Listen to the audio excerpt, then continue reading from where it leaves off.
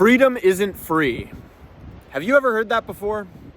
If you're an American, you probably have. If you're not a Yankee from the United States, it might be a little bit confusing, but keep watching because I'm going to explain the whole deal behind freedom isn't free, and I'm going to be giving my thoughts on what the actual costs of freedom are, right? If freedom isn't free, then there must be an associated cost. So what is that cost? Excuse me. Let's get right into it. So freedom isn't free. As far as I can tell, this came out of the war on terror, right? The war in Iraq and Afghanistan, somewhat in Pakistan, following the 9/11 attacks in the United States, right? And freedom isn't free was this very effective, very potent meme kind of meme figure of speech that people could use to basically denounce anyone who criticized the U.S. military. So it goes something like, someone would say, I'm not really for the war in Iraq. I don't think this is the right way to respond to 9/11. And then someone would say, are you kidding? Freedom isn't free. And I hope you can see right there how, quickly this can kind of shut down a conversation.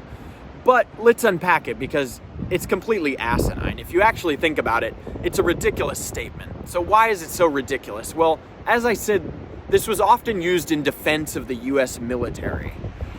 And so, all I have to say is, okay, fine. Can we at least be a little more specific then? If you're going to apply freedom isn't free to the U.S. military and the war on terror, can we at least say something like freedom costs 400,000 dead Iraqis and Afghanis and Pakistanis? Freedom means 7,000 dead U.S. service members. Freedom means $800 billion a year in military spending. What are you talking about here? Let's be real, I understand the argument that people are making, but it's completely asinine. Killing someone around the world in another country has no impact on if people flew planes into two towers in New York City. It's ridiculous.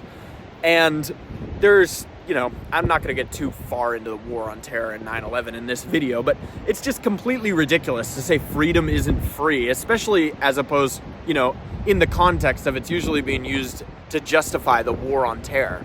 That's ridiculous. I think freedom is free. Think about it. All you need to do to respect people's freedoms, to respect Americans' freedoms, is leave them alone. You want Americans to be free? Stop taxing them. Stop taxing Americans, stop stealing money from them. They'd be way more free, and that wouldn't cost you a thing. It would cost you lost booty, lost loot. If you're the U.S. government, aka a marauding gang, right? But freedom is completely free. What are you talking about? All you need to do to respect freedom and to increase liberty in the world is leave people alone. If someone aggresses on someone else, then that's a separate issue.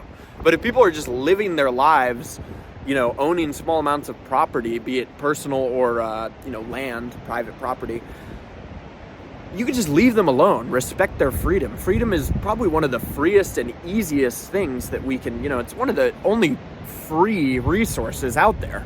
Freedom, liberty. Now, with that being said, there's always a little but.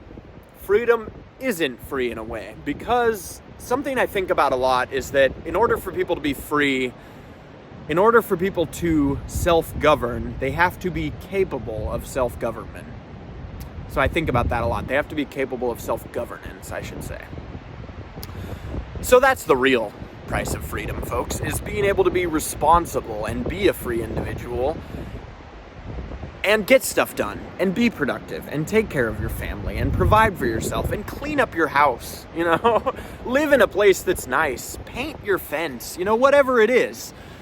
You need to be able to take care of your own, take care of yourself, make decisions for yourself, and not rely on the government and just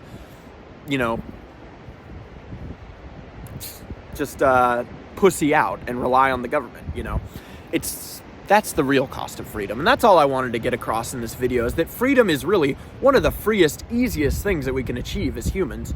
We just have to respect each other's freedom and personal liberty. And like I said, will people aggress on others? Will there be disputes like that? Sure. But we can figure those out, and it's it just harkens back to, you need to be capable of self-government. You need to have your own shit in order to deal with, other people aggressing on you or what have you. So anyway, that's the real cost of freedom. It's not 400,000 dead Iraqis. It's not 2 million dead Vietnamese. It's not 7,000 dead service members in the war on terror. It's not 60,000 dead service members in the war in Vietnam. It's not $800 billion a year in military spending. The real price of freedom starts with you. So I hope you enjoyed this video. Let me know what you think in the comments below. And what do you think the real cost of freedom is? I'd be interested to know. Comments from non-Yankees especially encouraged. Thanks for watching.